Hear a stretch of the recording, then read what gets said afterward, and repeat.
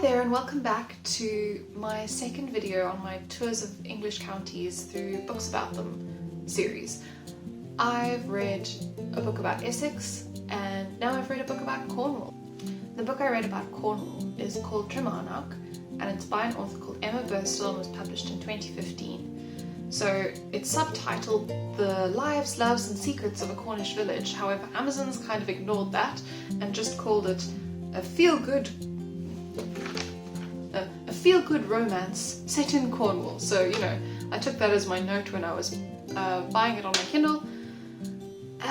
So yeah, what were my perceptions of Cornwall before I got started? Well, I was like, you know, Cornwall, it's like blue seas, rugged cliffs, smugglers, wreckers, kind of that sort of thing tinkling around the back of my brain due to having read like Famous Five, maybe. Wait, are the Famous Five from there? No, it turns out that's set in Dorset predominantly, though they do a lot of travelling. Pirates of Penzance is in Cornwall, I knew that much, so, you know, sing some Pirates of Penzance, some Modern Mage General.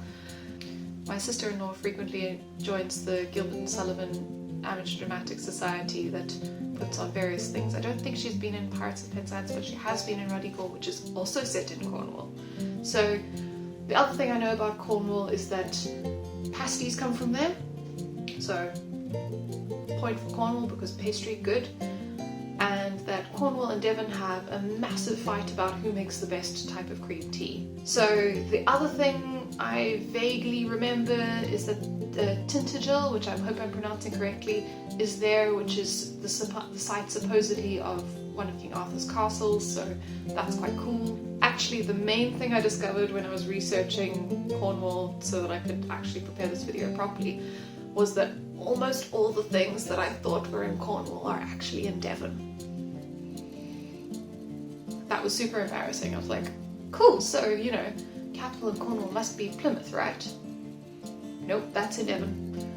Okay, cool, so what happens in Cornwall? Is it things like X, Y, and Z? No, that's in Devon too. I also particularly chose Cornwall as my next book on my list to read because I was like, okay, cool, we've got friends whose parents live in Cornwall, and one day when life opens up again and we're able to go and travel and stay with people who are not our intimate family that we've been living with for the last 13 months without seeing other humans, once we can go and travel again, let's go visit them in Cornwall. Turns out they also live in Devon. So, you know,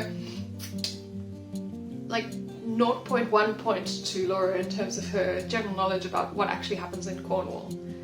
So one thing I do know about Cornwall is that it's called Cerno in Cornish, and Cornish is Cernoic in Cornish. So I don't know anything more than that except that it's quite a small language that's spoken fluently by a small number of people and actually has an ethnic minority language status in the EU.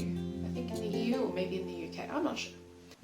The other things that I know about Cornwall from my research is that it's got about a fifth of the population of Greater Manchester.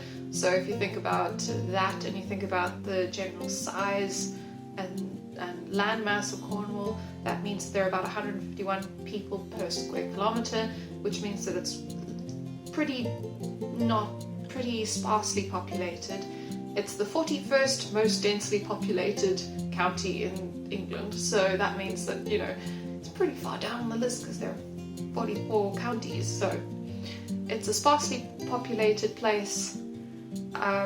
Famous things to see include St Michael's Mount, Land's End, Lizard Point. So Land's End and Lizard Point are the southerly and westerly points of England, so lots of extremes in Cornwall. That's quite cool. You know, the Land's End to John O'Groats, so you go from Land's End in Cornwall all the way to John O'Groats in Scotland is the long journey that you can walk or drive if you have a car, or, you know, people do it by bike, people do it walking if they're very determined. So a little bit about the history, a little bit more about the history. Cornwall was originally a Brythonic kingdom, which means that it was ancient Britain's So the Brythonic peoples diverged loosely into the Welsh, the Cornish and the Bretons, so Brittany and France, and others. There is some evidence of human settlements in Cornwall from about 10,000 BC. So it's got a long history of human settlement. There's some Bronze Age stuff, particularly because Cornwall has quite rich, or had quite rich tin deposits, so there was mining for tin and copper, so that was pretty cool. In Roman times, there are apparently 4 major Roman sites in Cornwall, which compared to some other areas in the UK, like Mamcumium was the Roman fort in Manchester, Chester is so called because it had a camp, so it was Castor, Chester, Lancaster. York has also quite a big Roman history, but a bigger Viking history. I nearly said vampire history. Seriously? I mean, maybe York has a vampire history that I don't know about. I don't know. We'll have to see.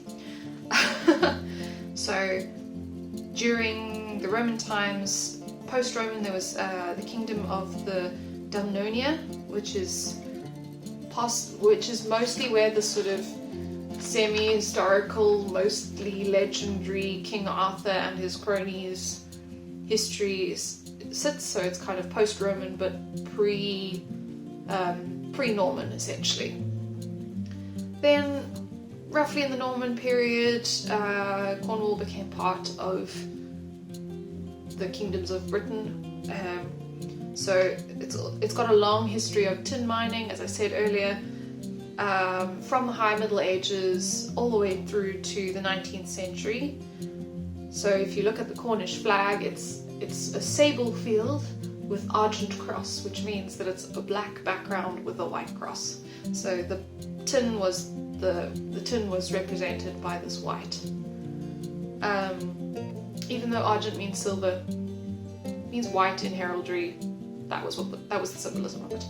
The current Cornish economy is largely divided into agriculture, fisheries and tourism, which again, the past 12 months or 13 months has got to be a bit rough if you run a B&B in Cornwall, so looking forward to supporting some small business owners and going to visit the tourist destinations in Cornwall as soon as I possibly can. I mentioned earlier that my initial concepts of Cornwall were largely based around things like Famous Five or ideas of smugglers and pirates. So a big part of that is like all the coves, the rocky cliff tops, and the bright blue sea.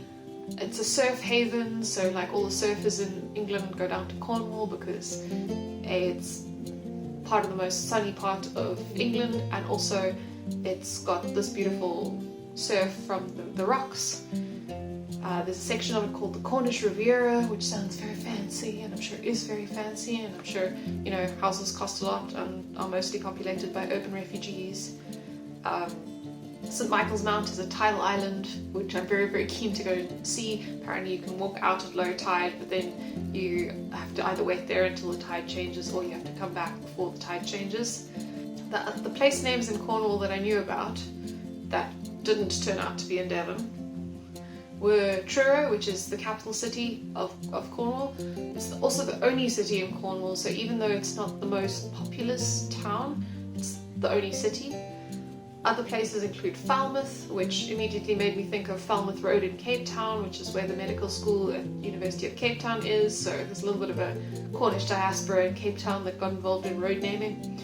Penzance, so Pirates of Penzance, when the foreman bears the steel to run, to run, to run, to run. And St. Ives, which reminded me of that riddle of the man. I met a man when I was going to St. Ives, I met a man with 7 wives. Each wife had 7 sacks, each sack had 7 cats, each cat had 7 kits. So how many were going to St. Ives? And like, there are a few different answers to that, because you're not sure whether all of the man and his wife and the wives, which are they his wives or are they the wives, are all going to St. Ives with the dude that's going to St. Ives. It's a bit confusing, but I just remember, like, I think I had a nursery rhyme book that had that in it when I was little. So, onto the literature. Things that I could have read that are set in Cornwall that I didn't read include Daphne du Maurier's Rebecca, Jamaica Inn, My Cousin Rachel, etc, etc. Daphne du Maurier probably would have been the best choice in terms of reading a book that's set in Cornwall, it's actual like literature. But I just read a book that came up when I searched for books set in Cornwall. That's okay. Other books that are set in Cornwall or set around Cornwall include The Adventure of the Devil's Foot, which is Arthur Conan Doyle's Sherlock Holmes story, Poldark, which is made into, you know, an excellent period drama romp starring Aidan Turner as Ross Poldark. So I think that's pretty cool, and I know from watching Gogglebox that the mining history of Cornwall comes into that quite a lot, so I'd actually be quite interested to read the original Poldark novels, but I didn't do that this time either. Or Susan Cooper's Oversea Under Stone, which is the first in her Dark is Rising series, which I read and absolutely loved as a preteen, so maybe I need to read those again as a little palette cleanser between heavier books. Or Peril in House by Agatha Christie, which is a Poirot novel set on the Cornish Riviera at one of those big fancy houses. So there's also this gigantic pile of romances set in Cornwall, and when I say romances, I mean light-hearted beach reads, such as... So what did I read? Well, I read Tremarnock, which is a light-hearted romance set in the small Cornish village of Tremarnock.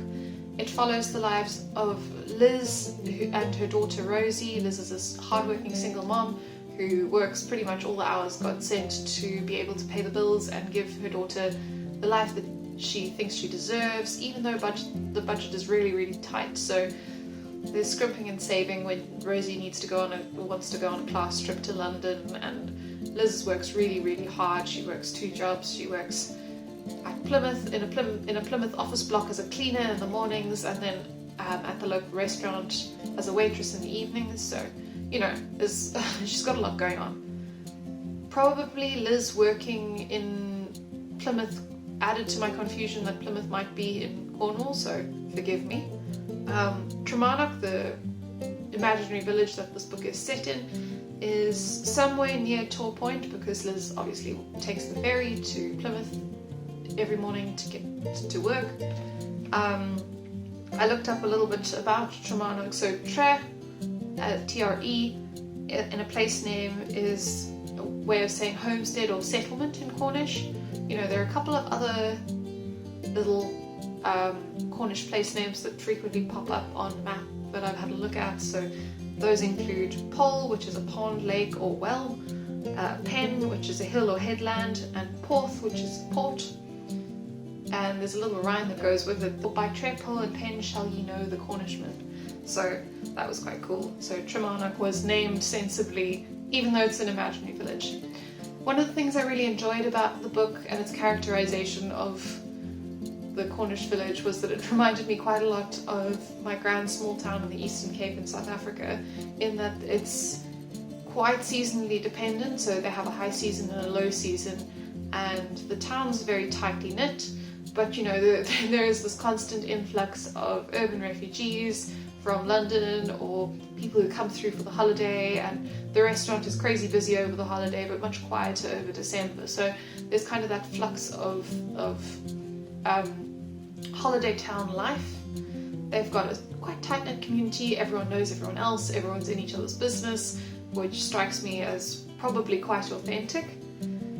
Yeah, I think that it was a good beach read. Makes me want to go and read similar books on a beach in Cornwall, mostly for the beach and less for the books, but that's okay. I think that the biggest thing I learned throughout this process of reading books about Cornwall and then researching Cornwall was I didn't know enough about Cornwall to start with. So it sent me down some rabbit holes. It sent me reading the Ruddigore script, trying to figure out where Ruddigore was actually set. Phoned a friend, aka WhatsApp my sister-in-law, to say, now what's that weird word that Mad Margaret mustn't hear, what's her safe word? Found out that it's Basingstoke, not Birmingham, but Basingstoke. So to all of you, I hope to take you along with me on an adventure to Cornwall when it is once again a possibility. better read a book about Devon too, to get in those bits of places that I thought were Cornish that are actually in Devon. And then, once I've read a book about Devon, I will stage the Great Scone Showdown, where I will pit the Cornish tea against the Devon tea and see which way round I prefer my tea. I hope that you found this as fun as I did, and I hope that, you learned something, but maybe your knowledge of Cornwall was way better than mine was to start with. Have a great day, and I'll see you soon on my next adventure around the counties of England.